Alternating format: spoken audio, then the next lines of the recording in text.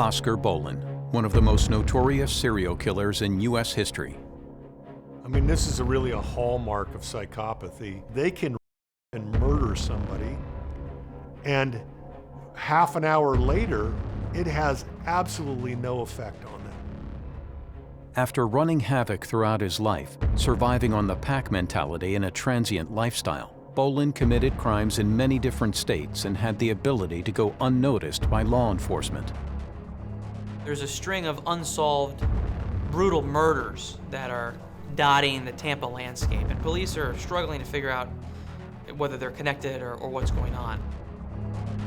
Psychological criminologist and former FBI agent Dr. Brianna Fox is examining the red flags in his descent. Oscar Bolin's case is a fascinating one. Everything about it is textbook, and I'm hoping to be able to identify the red flags that he threw up and law enforcement somehow managed to miss. Were there early signs that he would descend into murder? And could police have caught Oscar Ray Bolin earlier? I'm Dr. Brianna Fox, and this is Descent of a Serial Killer.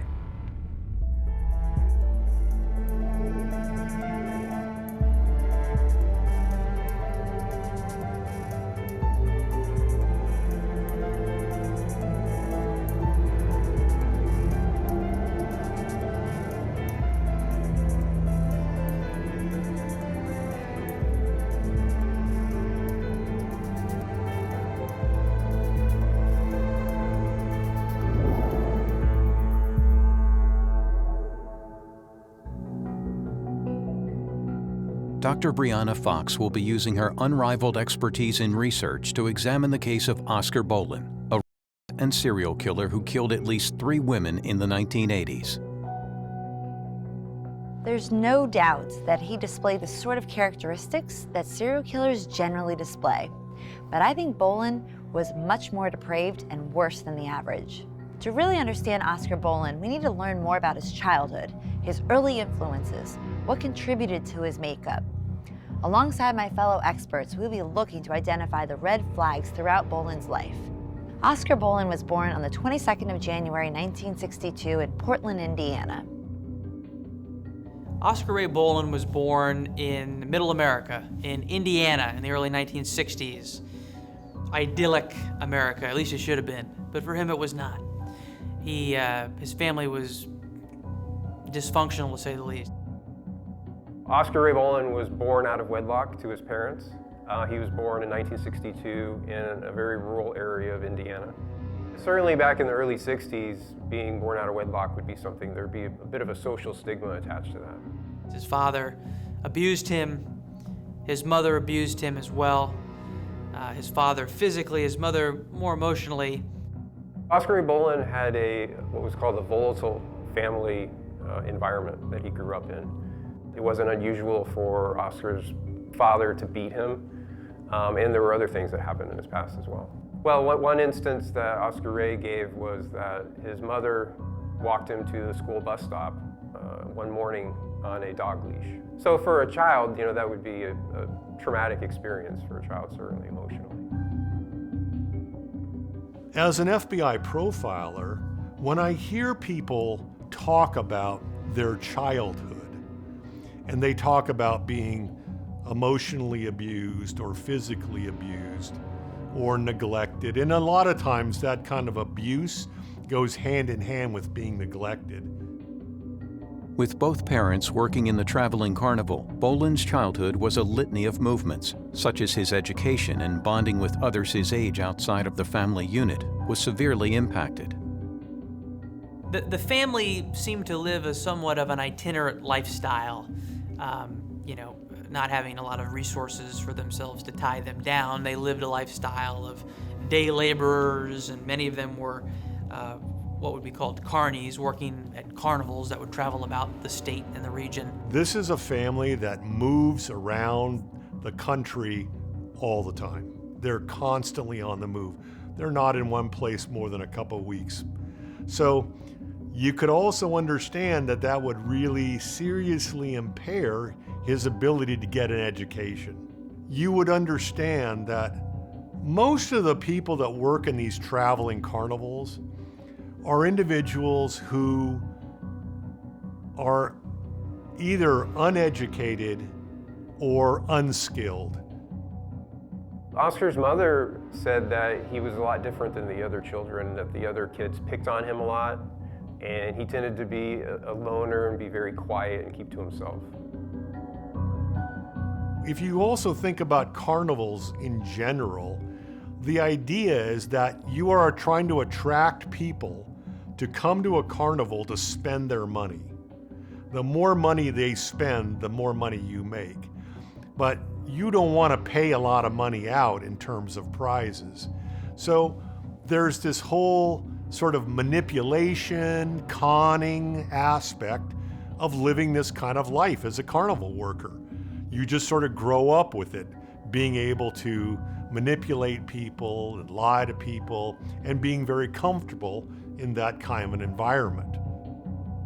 The environment in which Bolin grew up would have influenced the development of existing psychological traits. Child abuse is a common red flag that I find in many serial killers' lives, but is typically only perpetrated by one parent, while the other is more of a passive bystander. The psychological trauma inflicted by his mother, combined with the physical abuse by his father, provided no safe space for him to live, no adult that would protect or take care of him, which would result in a severe attachment disorder. The transient lifestyle his family seemed to have would have undermined his security further, as he would not have regularly attended school or had socialization required to form healthy relationships with other children his age. Many carnival workers or day laborers live and work much closer than their average colleagues would, so they tend to be embroiled in each other's personal lives. There's no way that other adults were not aware of what was happening, but still no one stepped in to stop it. During the school days, Oscar kept to himself. He was a bit of a loner. He was a bit odd acting. The other kids picked on him at times. And he didn't do very well academically in school either. In fact, he dropped out after the 10th grade. So this makes complete sense. You know, he doesn't like school. He's got kind of a antisocial personality.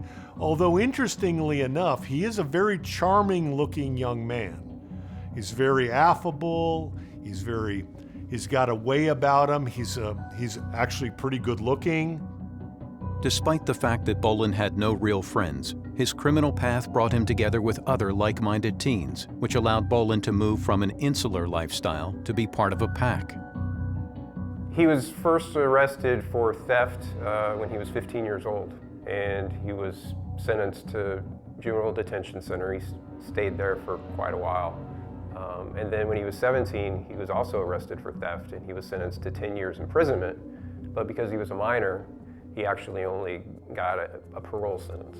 And from that point on, really from early to mid-teens, he's constantly getting arrested by law enforcement for various law violations. So he doesn't learn from his initial arrest of being incarcerated. For lots of people, that's a wake-up moment. You get arrested, it's like, oh my gosh, you know, I can't be involved in this. But for Oscar, it's like, okay, no problem. I believe that the petty theft was a survival method. When people have an unstable childhood, they can develop a pack mentality. Pack mentality is defined by hostility and fear, a constant battle within the group to be perceived as powerful without being pushed outside of the group. But as such, they will have a reduced culpability for their actions, and committing crimes together acts as a bond between them. The red flags that Bolin has already displayed indicates his potential to spiral out of control.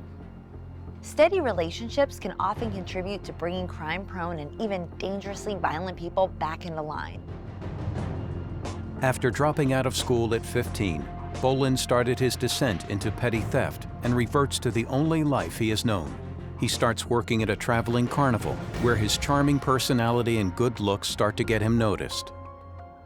He's run into a dead end in Ohio as a young person. He moves to Florida as a carnival worker.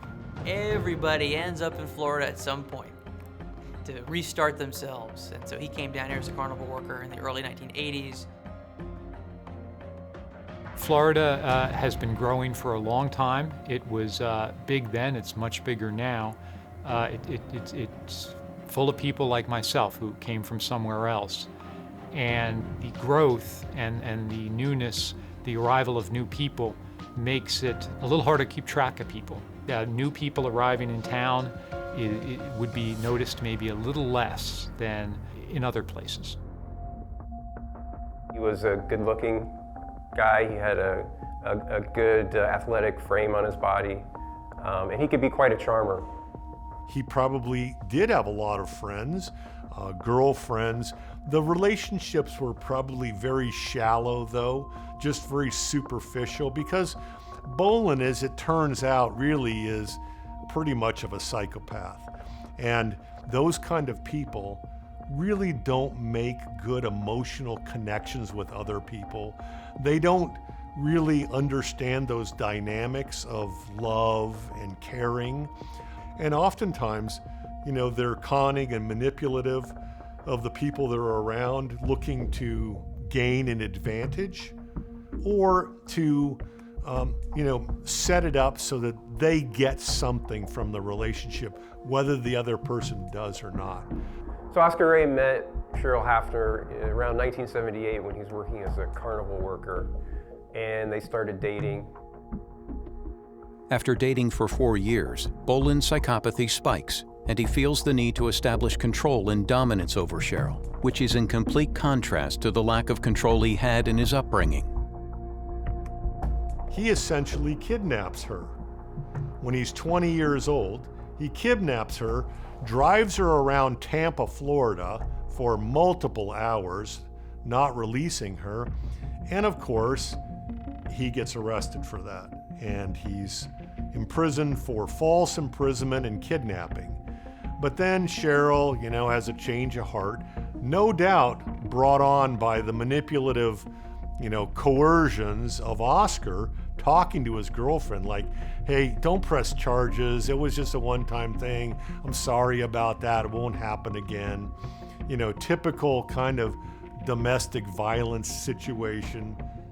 But then a year later after that, they got married. They married at her house in Brooksville, Florida. It's extraordinary that Oscar gets arrested for a crime against his own girlfriend.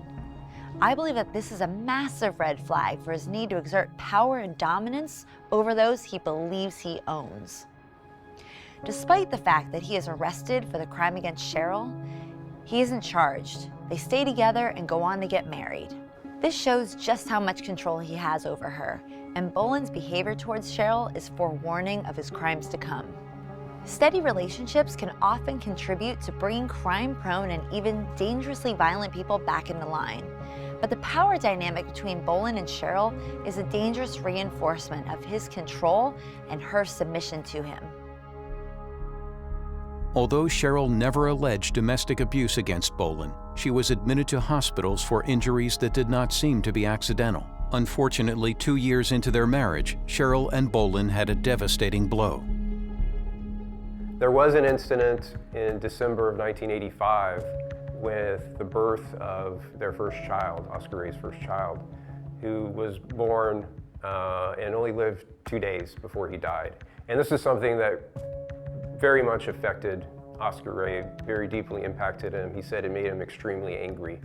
And this anger may have been part of what prompted the murder.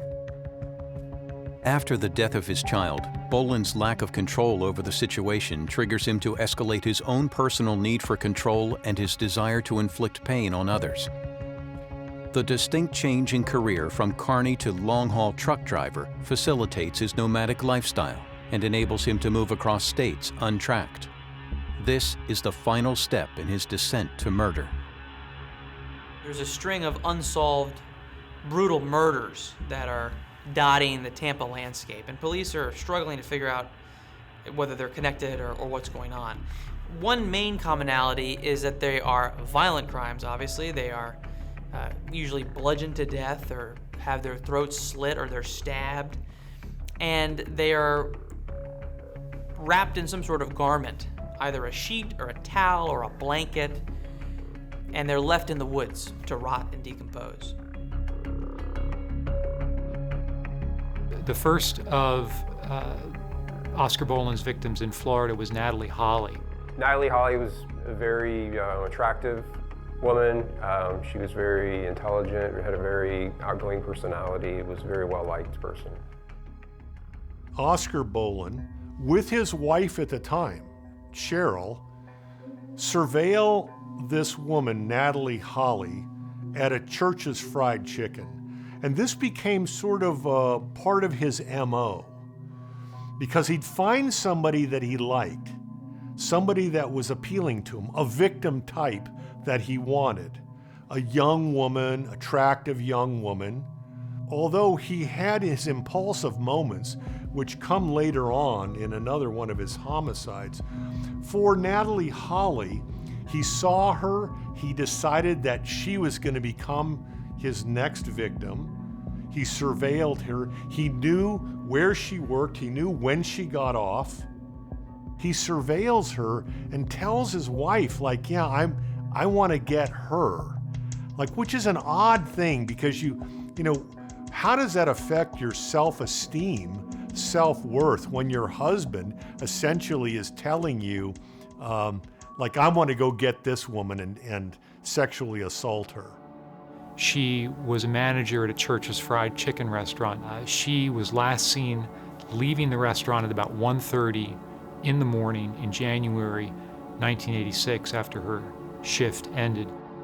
And on the night of January 25th, 1986, she worked her usual night shift, closing down the restaurant. And she left the restaurant, got in her car, and drove away. And when she did, Oscar Ray Bolin followed her in his car. And he used the ruse of bumping into her car to get her to stop. And when she did, he abducted her. Sheriff's deputy, who was on night patrol, came across two vehicles on the side of the road. One of them had its emergency flashers on. And then the one in the front had two individuals in it. It had a male and a young female. So the sheriff's deputy asked if they were okay, what was going on, and the male, who was Oscar Ray Bolin in the driver's seat of the front vehicle, said, yeah, we're okay, I just ran out of gas and she's gonna take me to the station so I can get some gas.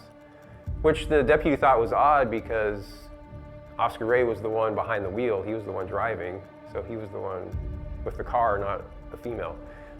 But the sheriff's deputy did ask the young woman too, are you okay? And she glanced at Oscar Ray for a moment and then told the officer, yes, I'm fine. And what the officer unfortunately didn't know or didn't see is that Oscar Ray had a gun jabbed into the woman's ribs at the time. I mean, this is really a hallmark of psychopathy, is this ability to project an image that you want somebody to see. And you don't feel bad about it, because essentially, you know, you're always looking for what's best for you. It's always what you can gain. And although you might not feel these emotions of love or caring, you can kind of project them because you know what they look like on other people. So you can put on that sort of mask. They can and murder somebody, and half an hour later, it has absolutely no effect on them, because they don't care about that individual. They don't have any empathy for them.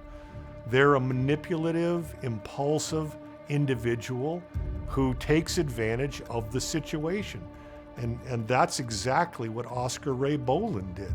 She was found the next morning, brutally murdered, found in the dirt and the muck of Florida nature by a jogger.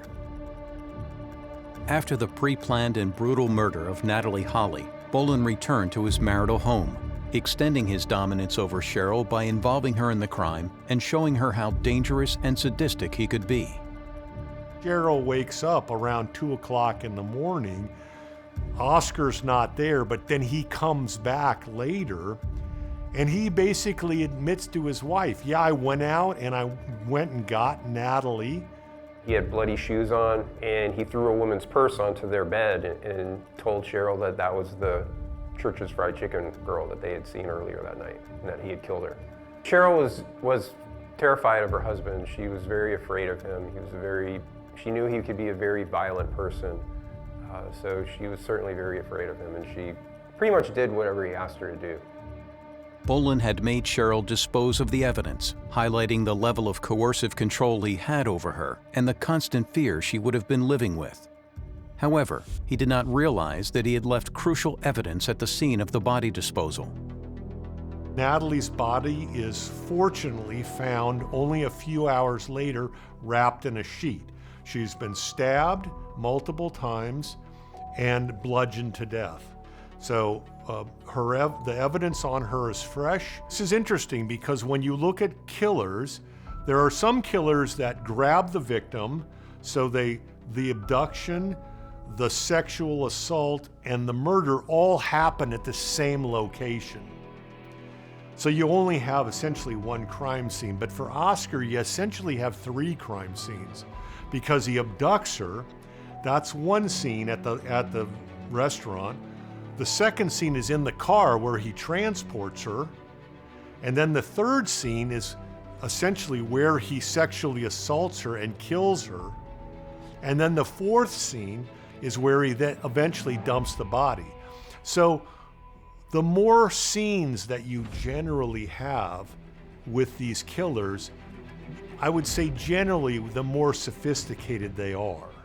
I believe that the level of torture and control that was exhibited in what I believe to be his first kill had been so severe because he had already been abusing Cheryl so badly.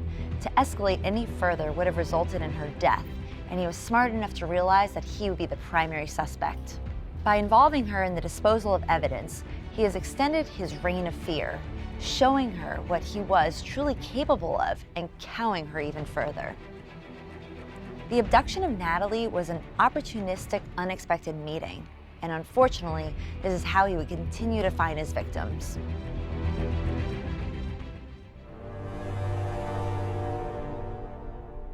He displays unprecedented levels of narcissism and will continue unchecked. 11 months after his first known victim, Bolin abducted another victim using the same ruse as he had before, instigating a car accident to force her to pull over and get out of her car. Bolin's next known victim in Florida was the youngest of the 3 women for whom he was prosecuted and convicted. That was Stephanie Collins. Ms. Collins was 17. She was a Chamberlain High School student. She had a job at a drugstore. She's much like Natalie, young, attractive. He surveils the drugstore, so he knows when she gets off. Again, a lot of planning going into this. He knows where he's going to take her. He knows what he's going to do to her. This is all about this fantasy that he has of this, complete dominance of her, and then, ultimately playing God and deciding whether she lives or dies. She was abducted in November of 1986 from the parking lot of a shopping center. She had gone into a drugstore to ask about working extra hours because she needed money. And she came out into the parking lot to get in her car, and that's when the abduction occurred.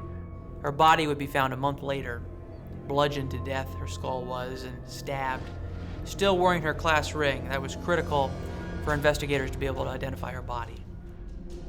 The modus operandi between the 2 crimes are very similar, both opportunistic but brutal. He's really displaying his abilities as a clever operator. With 2 murders under his belt, he obviously doesn't feel he's run out of luck and continues to consider murder as just another part of his life. Everything he has displayed so far indicates that he's prepared to kill again and again. The same day that Ms. Collins' body was found, another woman in Tampa by the name of Terry Lynn Matthews went missing. Terry Lynn Matthews was a 26-year-old bank clerk. She was abducted in December 1986. There's CCTV footage of her, actually the last footage of her alive, at the post office, so we know she was there for sure, and her car was found out in the parking lot, still running by police. The car is running, her mail is all scattered about the car, but she's nowhere to be found. Oscar just happened to be there picking up mail at a mailbox.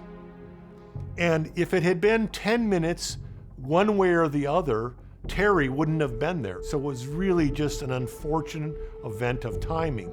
And his impulsivity basically said, I didn't plan this crime, but here's a perfect victim. We're alone at the post office. I can grab her, and I can take her. And that's what he did. it was really just horrible what he did to her. Oscar, being a more sophisticated psychopathic serial killer, was also more of a sexual sadist. So he tortured these women, brought them back to a location, bound up. You know, this is what Oscar enjoyed. He liked this dominance, this control, this power that, you know, he had over these women. And of course, he sexually assaulted Terry Matthews. He stabbed her, he cut her throat, but she still wasn't dead. So he transported her back to his house. Bolin wanted to extend his fear and control over his family by showing his half-brother Philip, who was 13 at the time, what he could do. Apparently, Bolin had woken him up in the middle of the night, dragged him out in the yard, said, "Look at this lady, I found her strung out on drugs." It was some lie, but he was trying to show his brother why this person was in the yard. She was soaking wet, she was tied down, and he shoved a garden hose in her mouth and tried to drown her that way. Philip Bolin, who was 13 at the time, said he was in a state of shock. He couldn't believe that he was witnessing this. He couldn't believe that his half-brother was doing it. So then the half-brother reports that Oscar, frustrated that she wouldn't die because she'd been stabbed, and he tried to drown her, he was getting frustrated. So he picked up what's called a tire billy. And this is an instrument that long-haul truckers use. It looks like a small bat with a metal end on it. They use it to check the tire pressures by banging on the tires. And he just went over to her and started bashing her skull in with this tire billy, which clearly killed her. And then he had his half-brother help him pick up her body, put it into the truck, and then take it out and dump her body. And she was found the next morning. Her throat had been cut and she was covered with a sheet. Most serial killers are incredibly territorial over their victims and enjoy the privacy of their murder. However, I believe that he reveled in reliving this diorama of a close relative watching him interact with his victims. This wasn't the pack mentality he enjoyed when he was young. This was purely driven out of the need to escalate his crimes and escalate the control and fear and submission he craved from others. It would instill an unparalleled level of fear into his wife, felt by family members watching. Law enforcement within Florida began to link the horrific crimes together when they investigated the MO and believed it is one person who is responsible for all 3 murders, but still have no evidence to throw suspicion on Bolin. All 3 murders involved white females. All 3 of the murders involved the females being abducted from their cars or nearby their cars. All 3 of the bodies were then taken somewhere else, miles away, and disposed of. All 3 of the murders involved stabbings, and 2 of them involved blunt force trauma as well, which is something that profilers explained as showing signs of a very angry person. The killer had anger against people for some reason. The authorities certainly suspected that this was the work of one killer, one serial killer had done all of these. The bodies were all found in 1986. The fact that the bodies of Terry Lynn Matthews and Stephanie Collins were found within a day of each other obviously only heightened the fear and the concern of everyone in the community that someone very dangerous was afoot.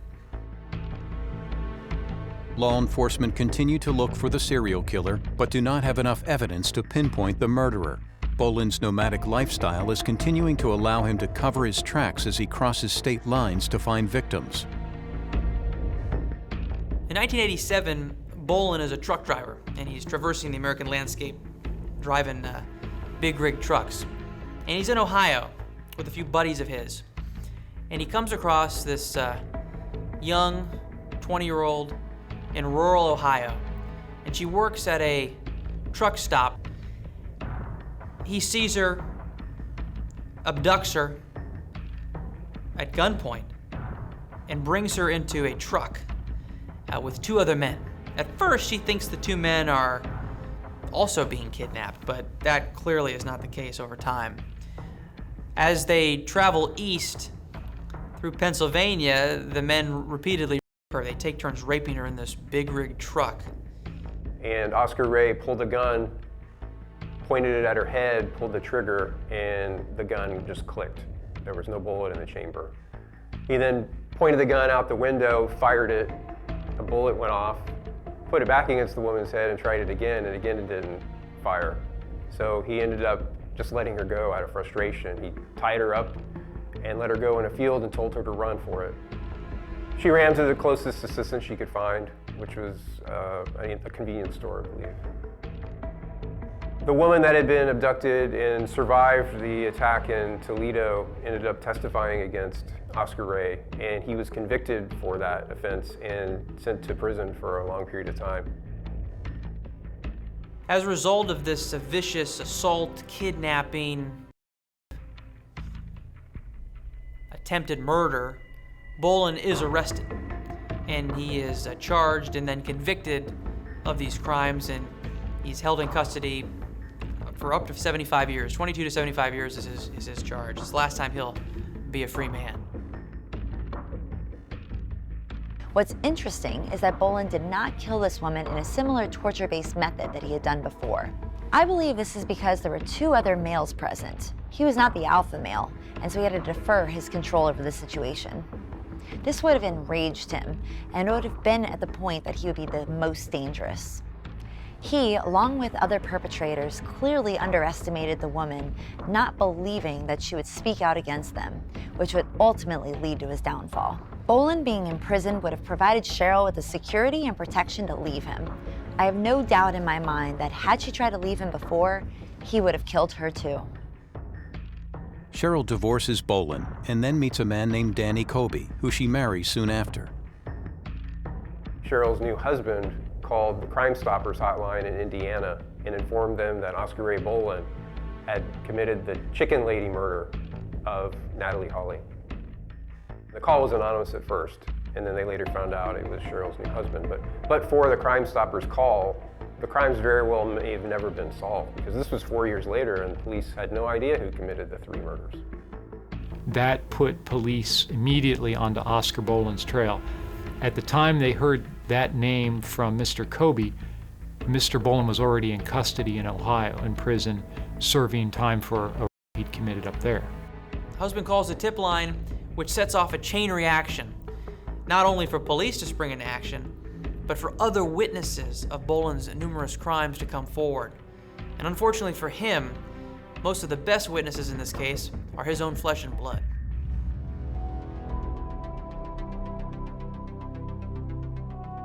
After being charged with the 3 murders, prosecutors know they have to build a strong case against him as they take it to trial. His ex-wife Cheryl is bravely testifying against him in court. It was incredibly brave of Cheryl to speak out as she did, and must have carried the trauma of the crime with her for such a prolonged time. However, the spousal law really protected him and allowed him to apply for a retrial.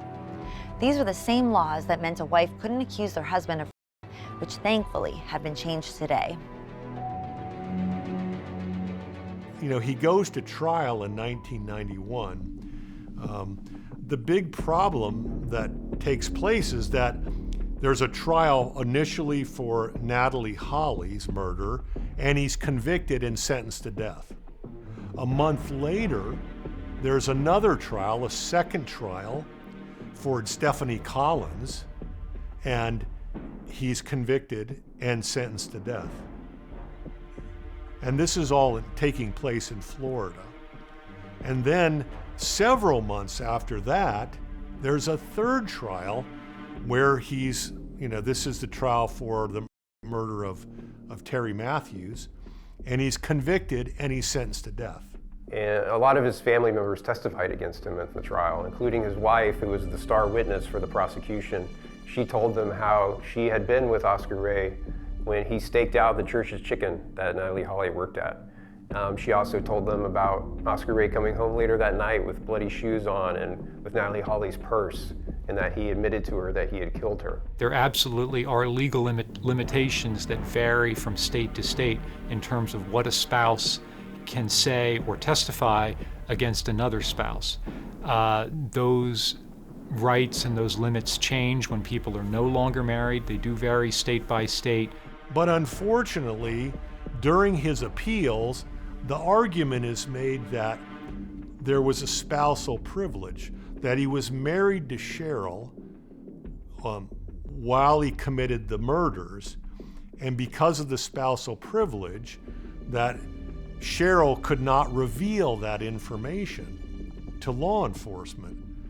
So this begins this multi-year saga of, literally decades saga, of Bolin going through multiple retrials.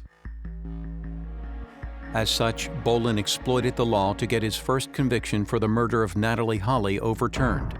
However, Cheryl was not the only relative to testify against Bolin.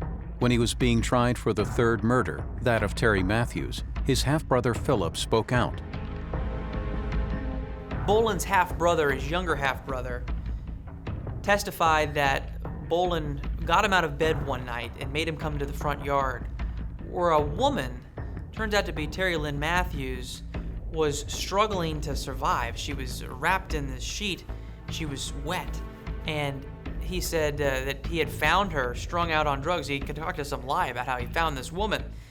And he then proceeded to go and strangle this woman with a garden hose to death in front of his half-brother.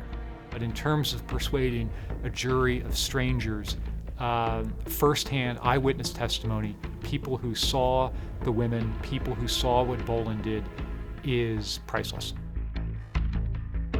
Oscar Ray didn't seem to mind other people knowing about his crimes. In fact, he seemed to take delight in telling about it. He bragged about things he had done and killings that he had committed to not only his wife, but to other family members as well. Matthew's family had a mailbox in the same location as Bolin, and her body was wrapped in the bedding from a hospital where Cheryl had been treated for the many incidents of domestic abuse. However, juries find nothing more compelling than eyewitness testimony. Cheryl had managed to escape, but Philip was especially brave. He was still in a position where he was in physical danger from other family members. The psychological trauma caused by the witness of such a horrific murder at such a young age is unfathomable. Bolin continued to log appeals against his convictions and was successful in many cases, but for every retrial of each of the 3 murders, he would be found guilty. Oscar Bolin had almost a dozen trials in Florida. Some of his earlier convictions were overturned for a number of legal errors. One of his convictions was overturned because an appellate court decided that the spousal privilege between himself and Cheryl Kobe had been violated. Another time, a conviction was reversed because Bolin's lawyers were not allowed to quiz prospective jurors about the effect of pretrial publicity. All 3 mothers of the victims attended the numerous trials and retrials that Bolin was given for the murders. They held hands. They paid attention to all the testimony. They were moral forces, I think, that no jury could overlook completely. Law enforcement knew that the only way to stop Bolin from being able to have retrials was by using evidence other than eyewitness testimony. As forensics moved to the fore, they could test the bodies of each victim for evidence, as Bolin had preserved it by wrapping them in sheets.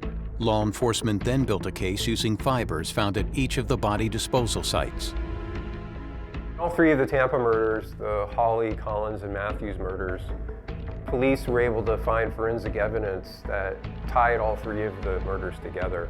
There were red fibers at least 2 of the crime scenes, and all 3 of the crime scenes had black fibers that matched each other. So those police were able to link the black fibers to Oscar Ray Bolin. Bolin maintained his innocence throughout all of these trials, but the evidence had him convicted of all 3 murders 3 times. The bravery of the mothers attending each of the trials really underlined the desire for justice, which they did eventually get. Bolin was put forward for the death penalty, but unsurprisingly tried to divert the course of justice. He tries to hatch an escape plan while he's in jail, and He's involving a number of people. Well, the plan gets uncovered and he gets sentenced to 15 additional years in jail. At this point, he's been in custody for quite a long period of time while all these trials have been going on. He takes a number of sleeping pills to commit suicide, and he writes a note and says, if you want more information about these cases, ask my wife, Cheryl, my ex-wife, Cheryl. This is a new twist in the case. The spousal privilege argument becomes null and void because he's now essentially given permission for law enforcement to interview Cheryl about these cases. And eventually, the courts say yes. He basically gave up his spousal privilege in this note that he wrote telling law enforcement, if you want more information, go and interview my ex-wife. There is now no further delay in the death penalty sentencing. Some of the most common considerations for the imposition of the death penalty are dictated by Florida statutes. And one of the more common features calling for the death penalty is a crime that is deemed heinous, atrocious, or cruel. He claimed till his dying day that he was innocent of murder. Oscar Ray Bolin's first murder conviction was in 1991, and then he dragged the cases through the court system for years and years, for decades even. His death sentence wasn't carried out until 2016. So nearly 30 years later from when he was convicted for murder is when he was finally executed. The night that Bolin was executed, Terry Matthews' mother made a point in comments to the media of thanking Philip Bolin, Oscar Ray Bolin's half-brother, for testifying against him. And she noted that Philip Bolin testified against his half-brother at the risk of his personal safety, and also at the cost of the disapproval of the members of his family who did not approve of him testifying against his half-brother. There was clearly a lot of fear in that family. Natalie Reeves, the mother of Terry Lynn Matthews, said after his execution that she would never forgive Oscar Bolin because he had never accepted responsibility. Given his multiple red flags as a teen and young adult, why did law enforcement not give them the importance they needed? To assume that everyone who committed petty crime would go on to commit murder would be excessive and unnecessary, even though in this case, it was true. I don't believe law enforcement knew about the red flags in Bolin's early life because the escalation happened with his own relationship, which enabled him to develop his methods of torture in private. Because of the spousal laws, very little could have been done to protect Cheryl, even though we now understand just how dangerous those laws were. Oscar Bolin clearly had no regard for the rights of others, and to subject individuals to such violent attacks and vicious deaths makes it unimaginable and inexplicable for me to offer any insight into what could motivate him to do that. Could law enforcement have intervened before his dissent led to murder? I don't believe that Bolin could have been stopped earlier. The people that witnessed the crimes wouldn't have spoken out, either due to their complicity or to risk to their own lives. The victims he picked were opportunistic and almost impossible to connect to him without eyewitness testimony. Bolin would certainly have never chosen to stop by himself. Using technology, forensics, and modern policing, would Bolin be caught if he was committing these crimes today? I do believe that Bolin would be stopped today if his partners would have been able to turn him in. Unfortunately, petty theft would not have been sufficient for them to hold his DNA. So law enforcement was able to tie Oscar Ray Bolin to the 3 Tampa murders, and they were also able to link him to a murder in Texas. And because Oscar Ray Bolin worked as a long-haul trucker and traveled extensively throughout the country, they also strongly suspect his involvement in murders in 19 other states. Oscar Bolin was a twisted and cruel man who had committed the ultimate act of depravity. I hope that he would have been caught today, but with the red flags kept within a private relationship, it is very hard to know. Bolin consistently tries to control the people around him and the situations that he finds himself in, but now has finally been brought to justice. Bolin maintained his innocence, but I am certain that he was responsible for the 3 victims which he was tied to, and possibly others he was not.